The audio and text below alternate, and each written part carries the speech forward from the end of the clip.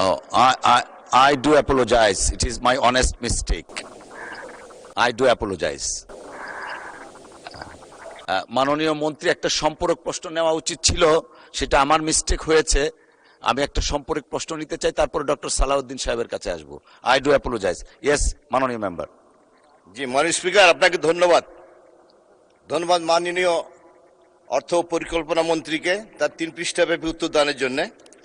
এই 3 পৃষ্ঠাব্যাপী উত্তরদানের মধ্যে সব অধিদপ্তর বা সব মন্ত্রণালয়ের বরাদ্দ রয়েছে, কিন্তু পানি সম্পদ মন্ত্রণালয়ের কোনো বরাদ্দ নাই। মাননীয় স্পিকার, পানি সম্পদ মন্ত্রণালয়ের কোনো বরাদ্দ নাই। আমার নির্বাচনী এলাকা দিনাজপুর 4, এই এলাকায় 2টা নদী আছে। একটা হচ্ছে বিখ্যাত ভৌগোলিকভাবে যে নদী আত্রাই, আরেকটা হচ্ছে কাকড়া নদী। এই 2 নদীর ধারে আমার অসংখ্য গ্রামের মানুষ বা আমার ইউনিয়নের মানুষরা বসবাস করে, এবং নদী ভাঙ্গনের কারণে তাদের বাড়িঘর ভেঙে যাওয়া এবং রাস্তাঘাট ক্ষতিগ্রস্ত হচ্ছে।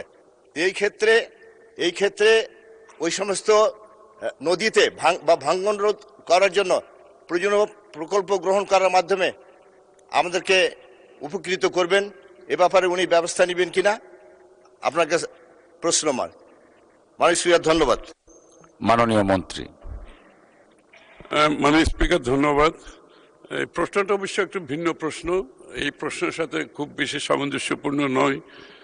তারপরও আপনার যে সমস্যার কথা আপনি বললেন, এটা আশা করি আপনি রেসপেক্টেড মিনিস্ট্রির সাথে আপনি রেজ করেন, এবং এটা আমি মনে করি, আমি তো আগেই বলেছি, এই সরকারের যে প্রকল্পগুলো আমরা এখন গ্রহণ করছি প্রত্যেক কিছুর অগ্রাধিকার হচ্ছে কিন্তু গ্রামীণ অর্থনীতি, গ্রামীণ মানুষের জীবনযাত্রার মান উন্নয়নের জন্য।